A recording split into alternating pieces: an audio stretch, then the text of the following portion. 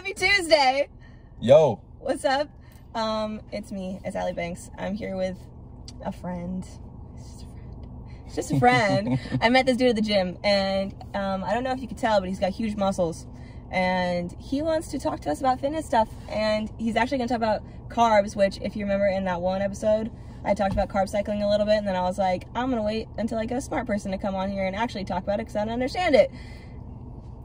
He's not totally talking about carb cycling, but you could probably talk a little bit. I'm going to talk a little bit about it. Okay, you can talk a little bit about carb cycling. And I'm not smart, by the way. But well, he's smarter than me in this category. So, he's going to talk to us about carbs, among other things, which we'll get to later. So this is Mr. Dee Wood. Yo. Hello. Hello. So welcome to Be the Change of Stop Complaining, your weekly dose of health podcast. And here we go. So be the change. And if you don't want to be the change, you're not ready to be the change, then stop complaining. So what exactly are we talking about here? Okay, so a lot of people, they ask me the question, right? The first question they ask, no matter if they're my clients or not, they always ask, should I go on a low carb diet in order to lose weight, in order to properly lose weight, or in order to get my muscle definition to show correctly, right? So what I learned is that a lot of people, they carb starve. A lot of people do that. They carb starve. Carbs make you fat, don't they, Dee? No, carbs do not make you fat. What? Better yet, carbs and protein, they work hand in hand. So carbs synthesize protein. So in other words, you need carbs in order to lose weight. I know, right? And there you have it, folks. That's a whole episode. Come back next week. No. Okay. So what do you tell your clients, or like what kind of diet do you put them on as far as carbs are concerned? Well, first and foremost, of course, we have to know what carbs are for.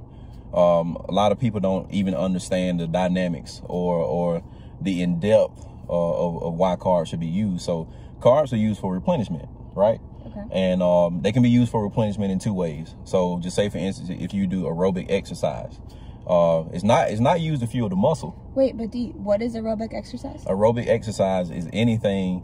I'll give examples. I'm not going to go in depth into the science. We don't need to be science. A nerd. Yeah. Right. So aerobic exercise, it can range from running. I'm sorry, cardio. That's aerobic exercise. Okay, there we go. Cardio oriented exercise.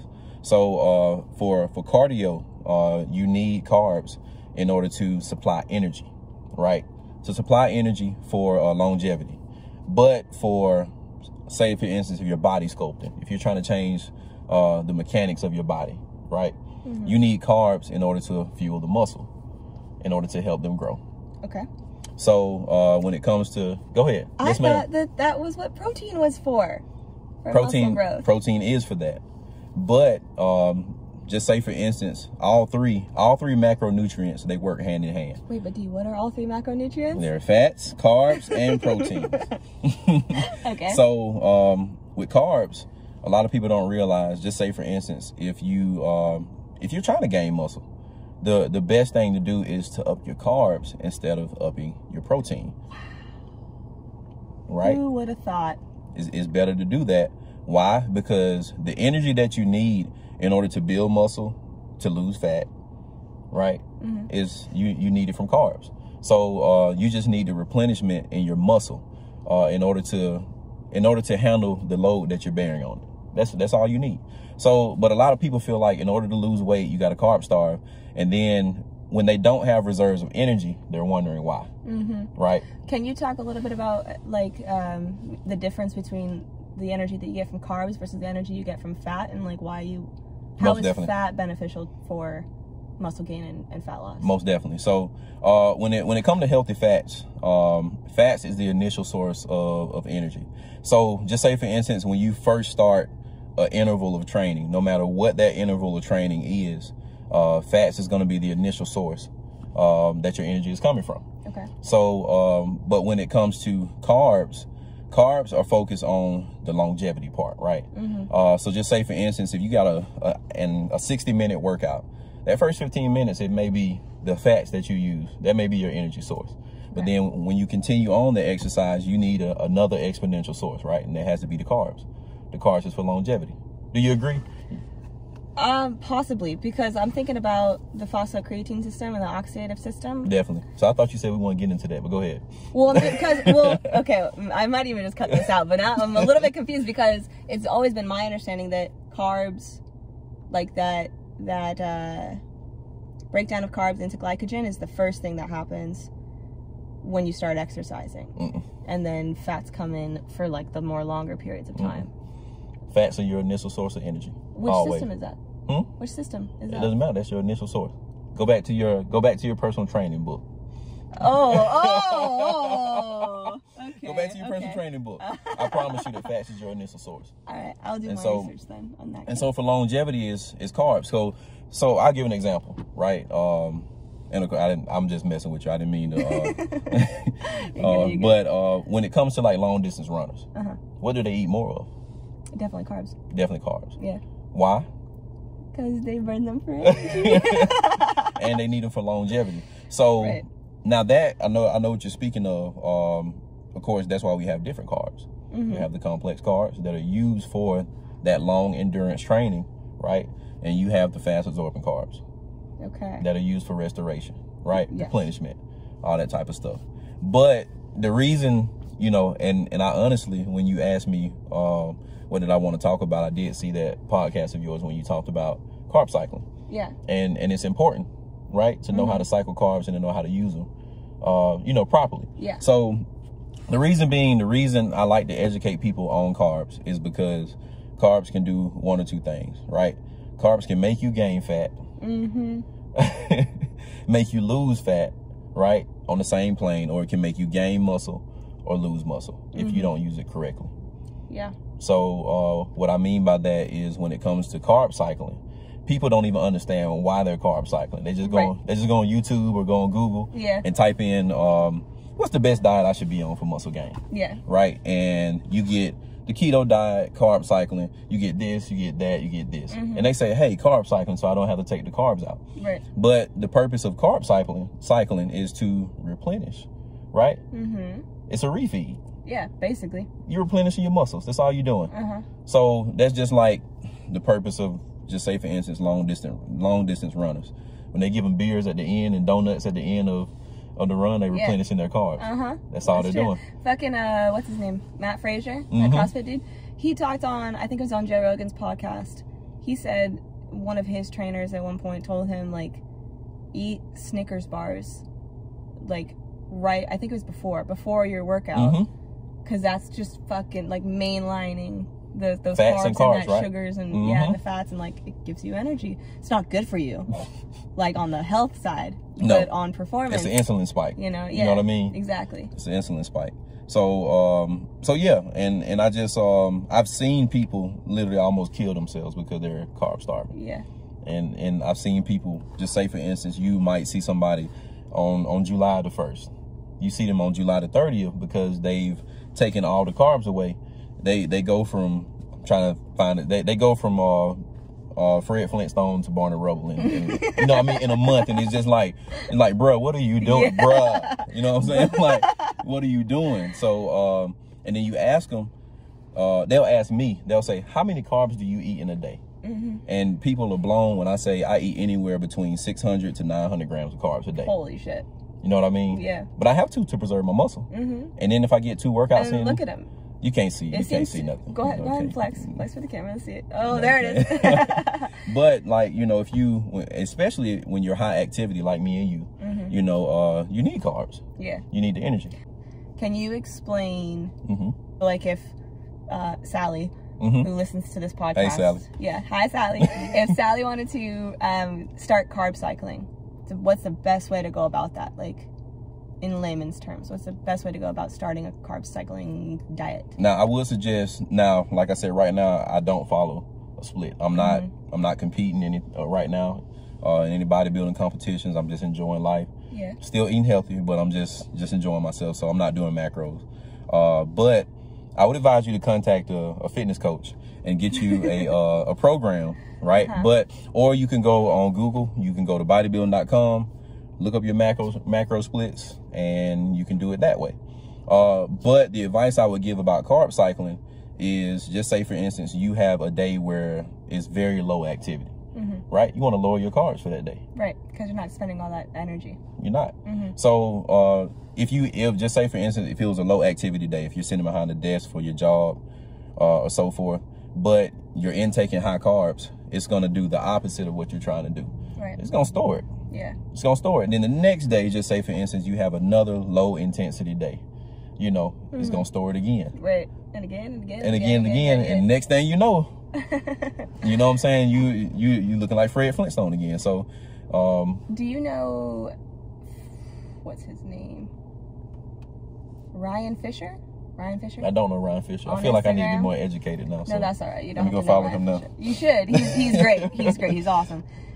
He is like the god of carb cycling. That's what he recommends to like all of his clients and to his Instagram following or whatever. Okay.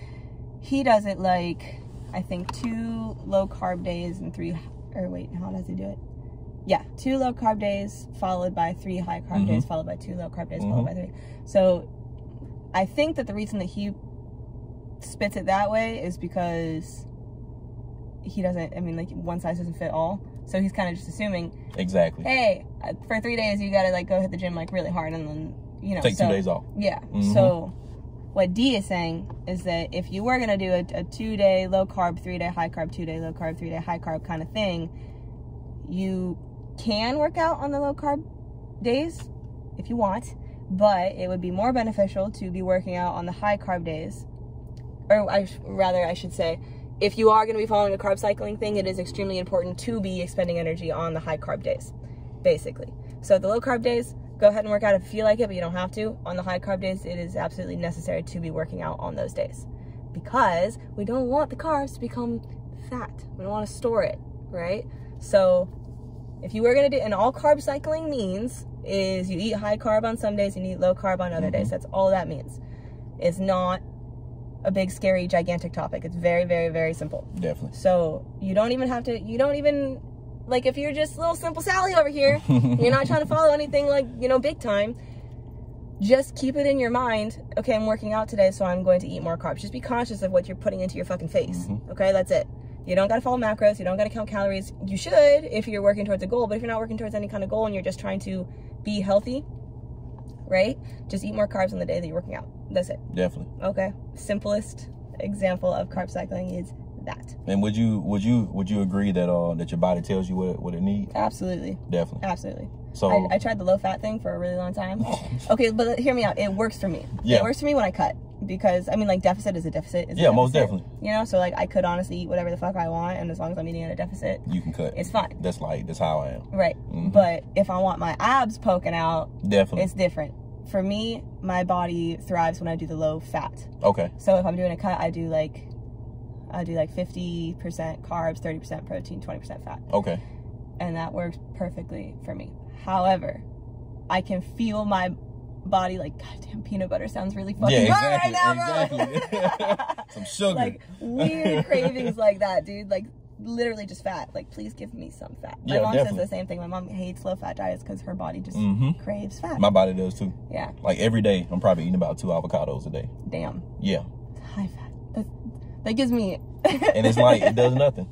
It does nothing. Like there may be some people when we're speaking about carb cycling, there may be some people who can cycle carbs a little different. They can go 2 low carb days and do a very high carb day and go back into low carb. They can do that. Yeah, it's like a refeed. Yeah, it's like a refeed. Yeah. That's it. A refeed? Dee, what's a refeed? Well, a refeed is a replenishment of calories and nutrients, right? So that's the day where you eat maybe like 2 bacon cheeseburgers or something like that and like 3 orders of large fries. There you go. You know what I mean? That's your cheat day. That's when you eat a fuckload of calories. You know what I mean? To 2 give your pizzas body maybe. everything back. You know, whatever floats your boat. Right. Whatever you're into. All right, cool. But yeah, so that's just one thing I've always, a lot of people always have problems with carb cycling. And then when they always ask this question first. I know you've gotten this question before. They say, hey, I need to just do strictly cardio before I start lifting weights, right? Yeah. Yes. The whole concept that cardio is going to help you lose weight. Cardio is the only thing that's going to help you lose weight. And also, you have to do the cardio before you do the weightlifting because somehow that's magically going to make you lose more weight. Like it don't matter. No. It doesn't matter. It don't matter. Only thing that matters is that you get your metabolic rate where it needs to be. Right. And you can get your metabolism where it needs to be by eating. X plus Y equals Z. X plus Y equals Z. Boom. Food first. Sleep. You know what I mean? Yeah. Training. And that's it. There you go. That's the trifecta. Too easy. That's it. The other thing, right? A lot of people, they talk about, should I eat carbs before I go to bed? Mm-hmm. I know you've gotten that question before. Yes. That's one of the $1 million questions. What do you think on that? Okay, so I also am very, I'm a big proponent of the placebo effect as well. Because I know when you have something in your head, it might work just because the brain is more powerful than anything else. It really is. So if you tell yourself, like, if I eat these carbs like right before bed, it's gonna, I don't even know what they think is gonna happen. It's gonna store it. It's gonna bloat and I'm gonna be fat tomorrow. That's it. If I eat carbs before bed, I'm gonna be fat tomorrow. Guess what, bitch? You're gonna eat the carbs before you go to bed and you're gonna be fat tomorrow. Because you just told yourself that. Or the opposite. Well, no, I need to replenish my body overnight. So I'm gonna eat the carbs before I go to bed, and then that'll give my body, the energy it needs to like do all its work while I'm asleep. So that makes sense in my brain. Mm-hmm. So if I tell myself that, that's what's gonna happen. Yeah, most definitely. You know what I mean? Most definitely. So I asked them, I'm like, well, why? What do you think is gonna happen? And if they got the negative answer, and they're like, well, it's probably gonna make me fat, right? Because I'm like, yeah, you're right. Now you're stressing. Yeah, you're raising your cortisol levels now just for no reason. Exactly. I'm like, you're right. Yeah, you should probably stay away from carbs before you go to bed. And then it works. Exactly. Exactly. I thought of something else. We've been talking about all this, but we never talked about when we should eat carbs. Oh, when should we eat carbs, D? You know what I mean? My opinion, I eat carbs all the time. All day, every day. You know what I mean? But a lot of people, when we mention replenishment, right? Maybe before or after your workout. And I would suggest before and after your workout. Yeah. And I tell a lot of people, majority of my clients, like now, when they're in their shredding phase, they don't eat carbs before they go to sleep. If they do, like if their body is just screaming for food and carbs, I tell them to eat a course of a slow burning carb. Sweet potato, brown rice, something of that sort, right? You're not getting no more out of me. You got to pay me for the rest of it. But yeah, like, so a lot of people, they like, should I just eat my carbs in the morning? Should I eat them in the afternoon? Should I eat them at night? I would just say eat them around your workout. Yeah, nutrient timing, there's some merit to it for sure. But it's not the be all end all. No. In my opinion. No. Yeah. I mean, I'm gonna be honest, man. Like when you read the books and so forth, and it says you have 30 minutes, 45 minutes, or an hour to restore those glycogen levels after you work out. I mean, I can honestly say there have been plenty of times I've gotten results, and I may have waited like an hour or two after I worked out. And I've done that consistently, and I still got results. Yeah. I don't know if they understand what we're talking about. Okay. I'm not sure. So what do I do? I feel like it makes sense to me, but yeah. So I mean, I'm just feel like we're giving them free game right now. That's what I do on this podcast. I give it to all, everything for free. So like, be your change or don't, I don't care. Here's the information kind of thing. So nutrient timing, basically just there's data out there that says that if you have to eat protein, following your workout in order for your muscles to rebuild and grow and get bigger, basically. Okay, so there's like that. You need to eat carbs, 30 minutes before your workout so that you have the energy to complete the workout. Don't eat fat and carbs at the same time. There's don't eat carbs and protein at the same time. I've been breaking all the rules. Right, there's a bunch of dumb shit out there trying to tell you when you're supposed to be eating what. The only ones that I think have any sort of merit is like definitely eat carbs before you work out because you get some energy, and definitely eat protein after you work out because it's gonna, you should eat protein and carbs honestly after you work out because it rebuilds and it, your muscles get bigger, like Dee told us, right? So those are the only two that I would care to inform you of. Eat some carbs before you work out and eat some carbs and some protein after you work out. Don't fucking work. Don't look at your watch and fucking time it though. Like, oh, I only have 30 minutes to fucking, no, relax. Relax. You'll be okay. But that's what nutrient timing is. And the craziest thing about it, but you asked if I was doing macros. The reason I don't need to do macros right now, of course, I said I'm enjoying myself But just say, for instance, if I'm trying to, or just say, for instance, right now I'm trying to maintain, but I want to keep my abs, right? Yeah. Or I'm trying to build a certain muscle, trying to make it more round, make it look better, whatever. I can really determine if the food that I'm eating is actually working for me by my look. Yeah. If I wake up in the morning and my shoulders are like, check, you're like, you know what I mean? I'm like, man, I probably could do like a photo shoot or a magazine cover right now. God. You know what I mean? But you know, but in other mornings I might wake up, I'm holding more water, or I'm looking like flat. You know, what that means is that your muscles aren't looking as full. You know, they look kind of saggy, just a little bit. Just a little bit. Just a little bit. The only person that can tell is you, by the way. The only person that can tell is you. Yeah. So, yeah, me, I'm able to look and say, hey, man, this has been my routine this week. I need to tweak something, right? So it's all about change. Your body, you know, it adjusts to adapting to certain stuff. You know what I mean? Changing. So, I think the reason I wanted to talk about this is because a lot of people, they just they stress out about it, like you mentioned. You know, they kind of put emphasis on stuff that doesn't matter, and then it ends up kind of discouraging them a little bit. Right, because it feels so big. Yeah. Oh my God, like the whole, when you don't know anything about working out or exercise or fitness or health, when you like don't have the tools that you need to be able to do something like that, and you go on the internet, oh no, and you type in just one little question, you're gonna fucking rabbit hole so fast. Oh my God. Because there's too much information out there. 99% of it is bullshit. Like, part of that 99%, you can only get that information if you pay for it, and the other percent, like, is probably the truth, but they're using so many science terms because they think they're so fucking smart, you can't understand it anyways. Exactly. It's so big for someone who doesn't understand it, but just break it down. It's really not, it's not as hard as people make it sound. Exactly. It's not, especially when you have a wonderful human like our friend Dee over here to help you, i.e. train you. So, but we'll segue into that later. Do you have anything else to add about this subject before I move on to the really exciting subject? I'm trying to come up with something. I was just playing. No, that's it. That's it. Okay, so Dee's a firefighter. Oh my God, Dee's a firefighter out here in Georgia. And I think that is the coolest thing ever. And so I wanted him to talk definitely didn't want to talk about firefighting. I really want you to talk about firefighting. Okay. No. Okay. What do you want to know? I just want to, walk me through a typical firefighter day. So everything on a fire engine, of course, you have everything ranging from, of course, you have hoses. Yes. So you can, what? So, hoses? Why? You know, so you can shoot people like you with. Oh. But no, of course, so you can extinguish hot fires, car fires, garbage disposals, all that crazy stuff, you know.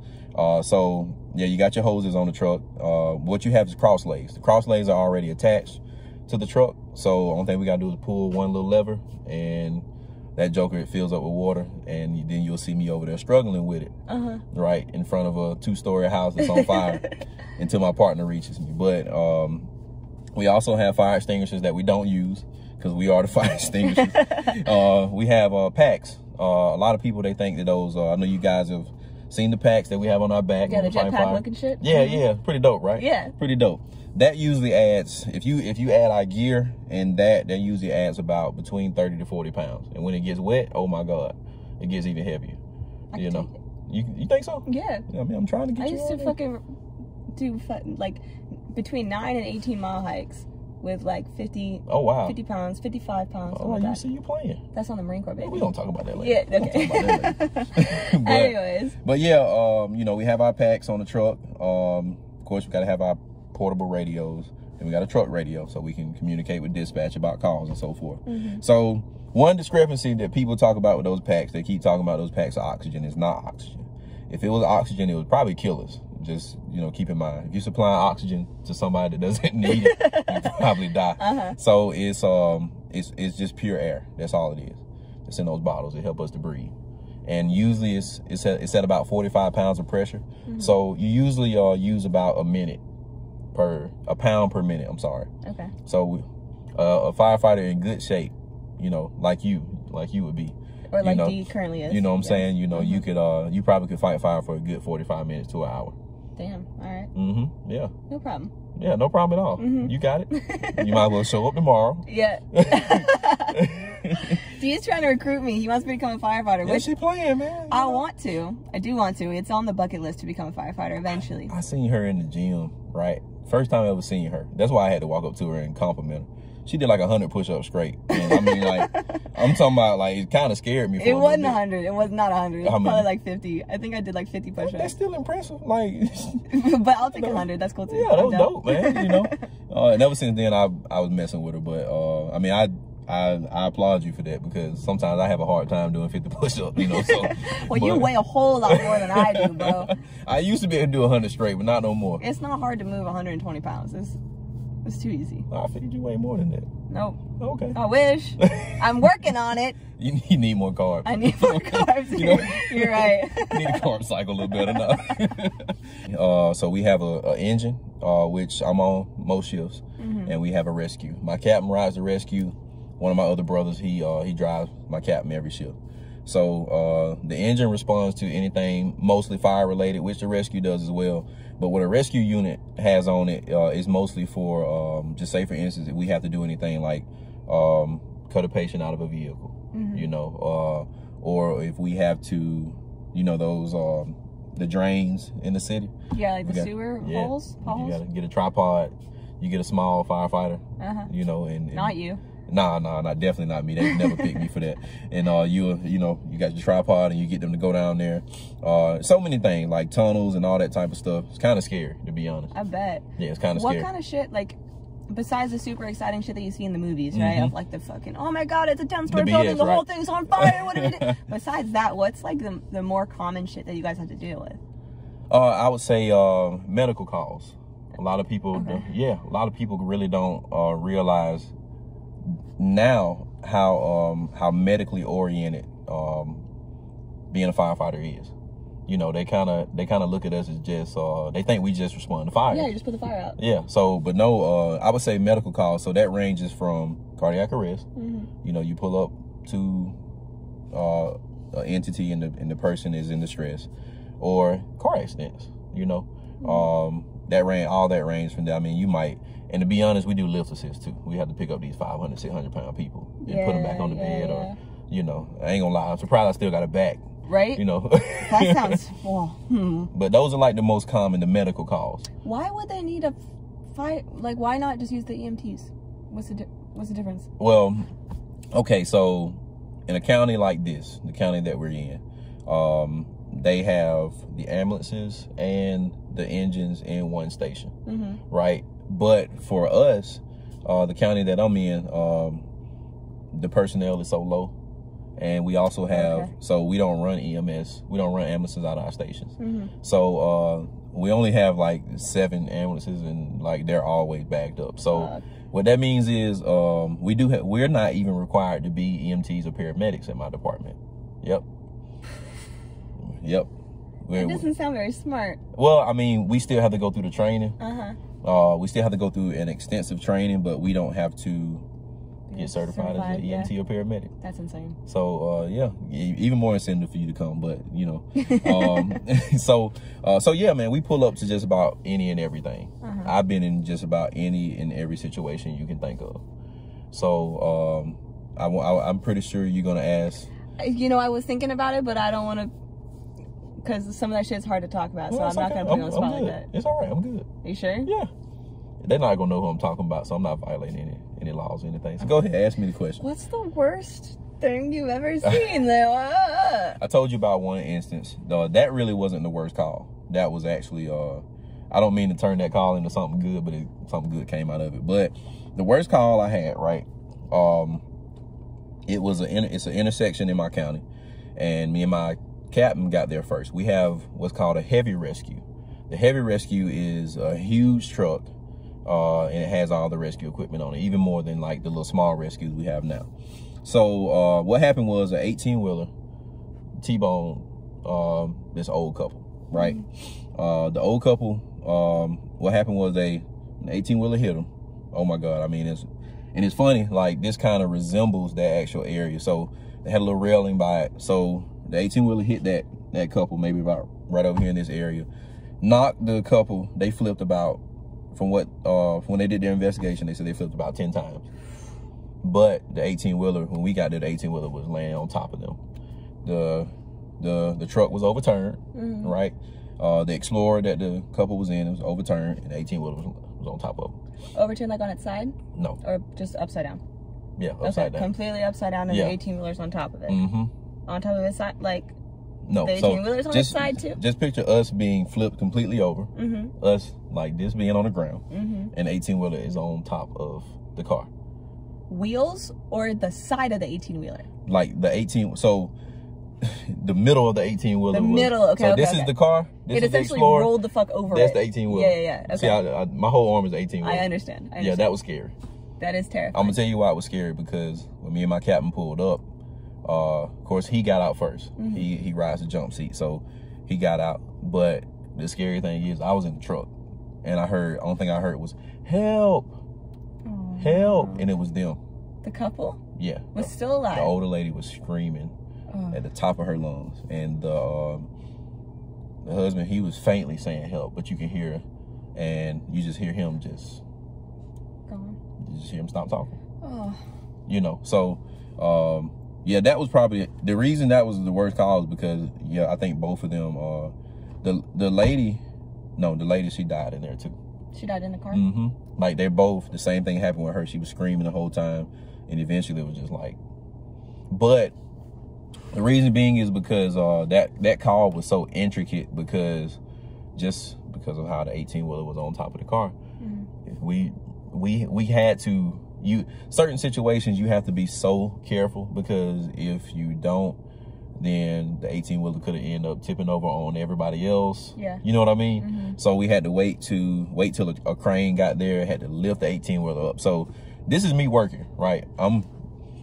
I was right there where the guy was, right? So checking for his pulse, all that type of stuff, and we was able to get the crane up. And then, so the crane is hovering over my head, right? Yeah. So I ain't gonna lie, my anxiety levels are like. Yeah. Oh, fuck, dude. I mean, I'm just sitting here thinking like, Joe, if this thing fall on me, like I'm fighting somebody. Right. But it was just how intricate that call was, and the fact that we couldn't really do anything to get to it. Yeah, now it's just like cleaning up. Now you just have to go clean it up, which is so. A lot of people don't understand, like. Fucked up. Yeah. A lot of people just see us get there, and sometimes they might see us just standing around. They might think we're standing around. Right. But it's just like sometimes you really have to be patient. You have to really assess a situation, because if you don't assess it correctly, something's gonna happen. Did the 18-wheeler driver survive? Yes.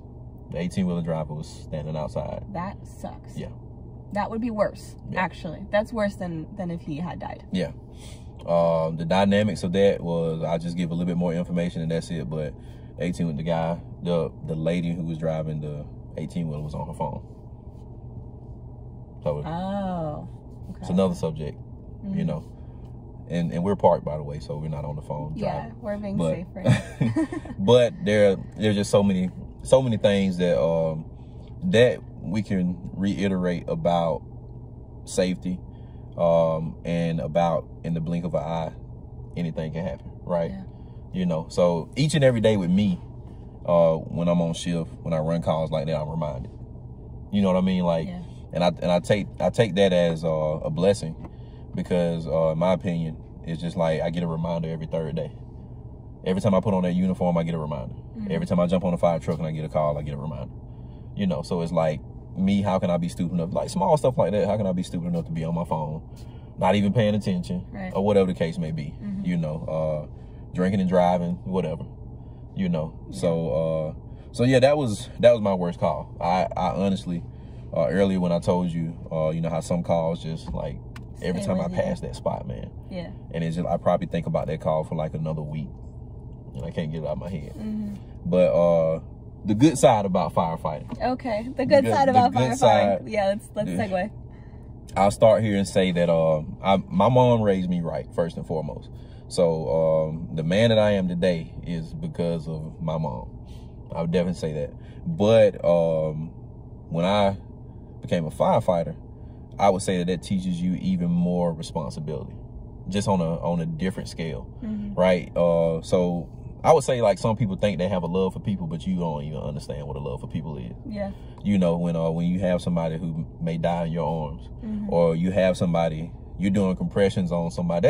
That's as intimate as you can get with somebody at a moment. Yeah. At a moment like that. So, and you're doing compressions and so forth, and I ain't gonna lie, like me, I get emotional sometimes. Like I take every call as if it's one of my family members, you know, or you know, it's somebody that's special to me. So that's one good thing. It definitely grows you as an individual. I'm sure the reward too when you actually do save, you get to save someone's fucking life. Yeah, I got 4 saves in my career. Goosebumps just thinking about it. Yeah, that's amazing. I got 4 saves in my career. I've been rewarded for 2 of them, and it was the best feeling. And I think the best feeling is knowing that even after when you left them, and just saying a week later you get word that, hey man, they're still alive. Yeah. You know what I mean? Yeah, that's like the best feeling. I bet. I mean, of course it doesn't always turn out like that, but it's still, man, it's the best feeling.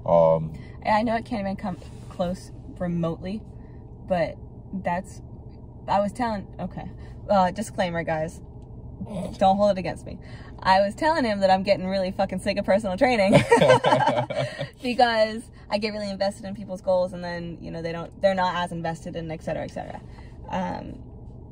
But I will say that whenever that does start happening, I feel like whenever that starts getting like really bad to the point where I'm like, fuck all of this, I get someone texting me, you know, like about anything. Yeah, months later, and they're like, hey, by the way, I'm still working out, and I know you're not my trainer anymore, but check this out. Like, I've lost 30 pounds since this time, and you taught me everything, and thank you so much. And like, I get something like that, and I want to save the whole world, but even just getting to know that like I affected one person's life in that positive way, I fly for like a week on that shit. Even when people leave reviews of this podcast, I check out a podcast sometimes, I see the reviews, and I'm like, I can't believe that a perfect fucking stranger really took the time out of their life to go on this thing and take time write to a review. Yeah, and like listen, and if I can help one person, that's all that matters. That's all I need. That's all that matters.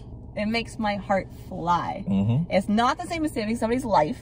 Not at all, but it is. I understand what you're saying. Yeah, I mean, because like in turn, even when you think about fitness, I look at it as a life-saving work. I tell people I got 2 life-saving jobs because I do. You really do. You know what I mean? Like one's long-term, one's immediate. Yeah, and when you help people change their nutrition or change their way of life, you saving them, because and a lot of times, man, with my clients, I never know what they're going through until they confide in me. Yeah. Right. And I'm like, man, I never knew this what you had. They like, why you think I'm here?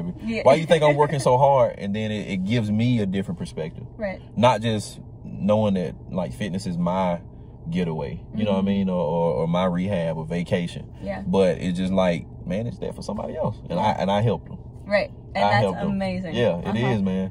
It is. Yeah, that's what really got me going with like. When I first started doing this, it was very shortly after I got diagnosed with MS. Got you. And fitness, the gym, it sounds so fucking like cheesy, but the gym fucking saved my life. It doesn't. It saved my sanity at that time. It doesn't. And getting to show other people that it can do the same thing for them, that's like that's my escape. Exactly. That place is my escape. I fucking love the gym. Exactly. The gym, you know? And I love showing other people that. And I love when people realize that and realize later in their life, like, wow. That saved my life. Going through like a really dark time in your life and deciding to like be your change. Be your change.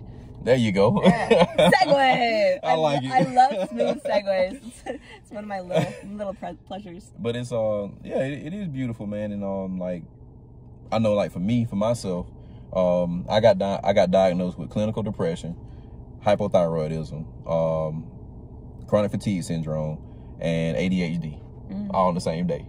So I was gonna say same year then. No. Same fucking day. Jesus Christ. On the same day. And it was just like I was wondering, like, man, what is wrong with me, bro? Like, you know what I'm saying? Why don't I have any energy? Why don't I have any motivation for anything? You know, why am I acting like a bitch all the damn time? You know what I mean? Like, I was emotional. And this was 10 years ago when I was 19, 20 years old. But I was just like, I said, I got to do something about it. And then when I went to the doctor and found out all that, I was like, man, let me change my nutrition. I'm already in the gym. But let me change my nutrition. Let me see what vitamins do for you. Yeah. Let me find out something. Because I'm not finna sit here and be taking a pill for ADHD and depression and all this bull crap. Right, fuck that. You know what I'm saying? Like that's gonna do nothing but kill me, and it's gonna make me go the opposite direction. I'm so fucking you know what I'm glad saying? you agree. You know what I'm saying? Like, I don't do that crap, man. Because it's always something we can do. And now, 10 years later, I'm happy that I didn't take anything for depression. You know, any of that chronic fatigue syndrome crap. Wait, you're also, okay, hold on. You just segued into also being, because normally when I interview people for this, it's like they're telling like a life story about how they became the change they wanted to see in like their own lives. And you were going to just be here and talk about fitness shit, but you really just came out here with also, by the way, like my life sucked and then I decided to change it. And now it's better because I made that choice. Of course. So he also was his own change in his life. Guys, we love Dee. We love Dee. Oh my God. Okay, so you did not take anything? No.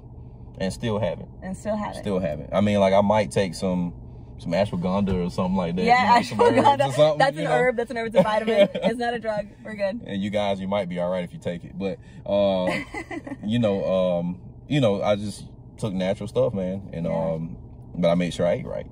And I mean, like, you can ask some people at the fire department. They'll make the statement like, that dude, I know he worked hard at making sure he took care of himself.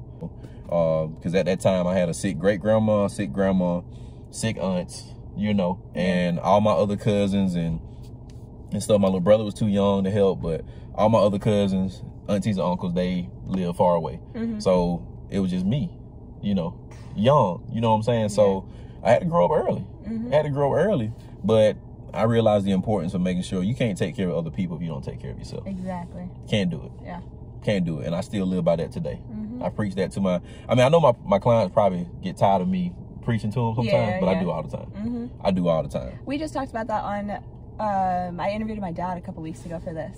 And he was saying something similar, just like, because he was a drug addict. Yeah, you're going to have to go listen to the episode, I guess. I will. He was a drug addict, long story short. He's not anymore.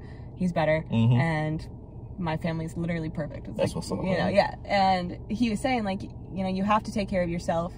But the way to take care of yourself is, you know, not like swimming in your own bullshit constantly. Like, be of service to others and get perspective. And like, when you help other people, you're helping yourself. And when you help yourself, you're more able to help other people. And it's a ripple all the way down. Definitely, I'm with it. So yeah, same thing. Yeah, I just it kind of pisses me off, you know, when you talk to people and they make every excuse in the world. Yeah. You know what I mean? And I've seen, man, I started a podcast about it, bro. Okay, there we go. There we go. I'm sorry. I mean, but it really just pisses me off, man. And then you find people, because I look at all the problems I've had, and because I mean, I went to the doctor and they said you no longer have chronic fatigue syndrome, which I don't know how you get rid of chronic fatigue syndrome. It's chronic, so I assume you can't, but you know, they was like, well, you know, you're not having the same symptoms, and it's like, well, you don't have it anymore. Like I said, that don't make sense. But hey, if maybe I need to, create a pill and say I know how to get rid of it, and we sell it and make some money or something. Yeah. Write a book. But yeah, man, it just pisses me off. And like I even listen to other people, and I'm gonna minimize the stuff that I went through, because I know it's people who go through like way worse. Way worse, man. So why would I even need to make an excuse? Yeah. Why do I need to be a victim and make sure that you know that I'm a victim? I'm not a fucking victim. Exactly. Shit happens. Exactly. Like, perspective. What are you going to do about it? All you can control is your reaction to shit. We're supposed to be talking about fitness today, but it here has we something to are. do with fitness. Yeah, talking about mindset again. It has something to do with fitness. It does. It has everything to do with fitness. And wellness. So, yeah, carb cycling and firefighting. Yeah. But yeah, I'll get back to firefighting, man. And even that, it gives you the perspective to let you know that, man, there's other people who are having like way worse. So if you think your day is bad, you know what I mean? Exactly. Yeah. Somebody just be worse. Somebody just lost somebody they love. Yeah. You know, or somebody just got their foot cut off or arm cut off or whatever. You know. Yeah. Or just died. Yeah. They literally just died. Like, can it get any worse? You know. So it's just like I just, in all areas of my life, man, I feel like I'm grateful. And I'm blessed because I just got a constant reminder every day. Yeah. You know what I mean? That I ain't going through shit. You know what I mean? I ain't gonna do nothing, man. So that's awesome. Yeah. Man, you're way cooler than I thought. I already thought you were like cool, but I didn't know you were this cool. No, I appreciate that. Why don't you tell them? Dee also does online personal training. Do you do nutrition coaching as well? I do nutrition coaching. Okay, nutrition coaching. But I'm probably not a better nutritional coach than she is. So, but yes, I do.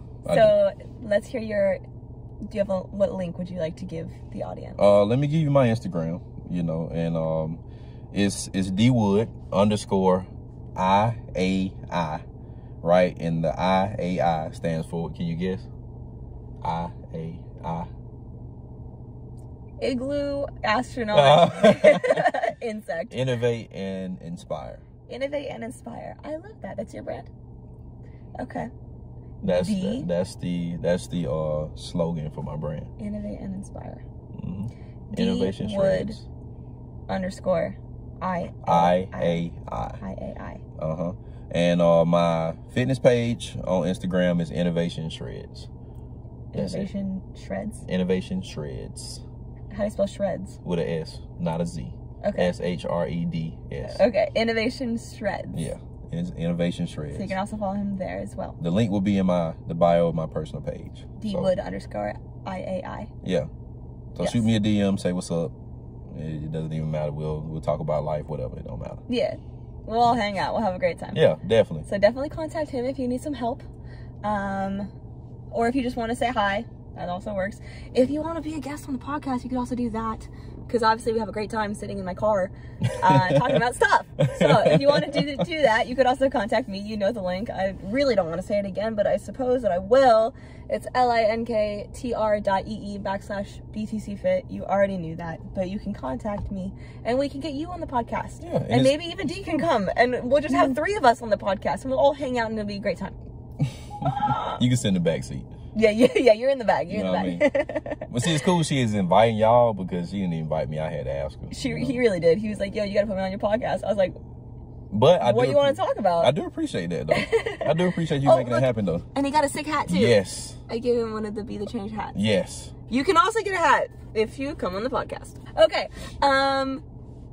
Leave reviews. Somebody left a review recently, and we already talked about it. It made me the happiest person on the whole planet. So leave reviews. We love it. I love to hear from you guys. And have a wonderful Tuesday. That's right. And I will see you next week.